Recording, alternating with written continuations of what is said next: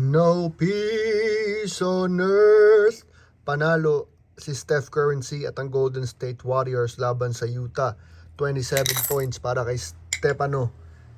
Panalo din, big time Wembanyama laban sa Houston. Napakaganda ng depensa ni Castle sa isa sa mga huling plays ni Kevin Durant. Kaya ang kanyang lumbay ating balilik na rin. Uy, manipis ang hometown kid sa kanyang pag-uwi sa Cleveland.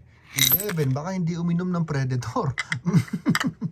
Ayan, palungkotin. Parang kanina, malungkot siya. Emotional sa tribute ng Cleveland para kay LeBron James from Akron, Ohio. Luka Doncic, 29, manipis din. Siguro kasi nagsiupo na rin sa fourth quarter.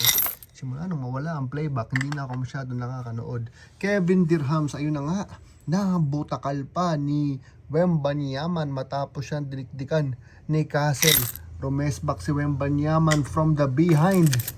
At ngayon malungkot. Para sa anong baon check, nakita na ng iba sa inyo. Scroll lang po sa Chambalero, and by the way, yung Marikina Court na yun ay merong update. O kaya tumungo kayo sa chambalero.com. Baon check!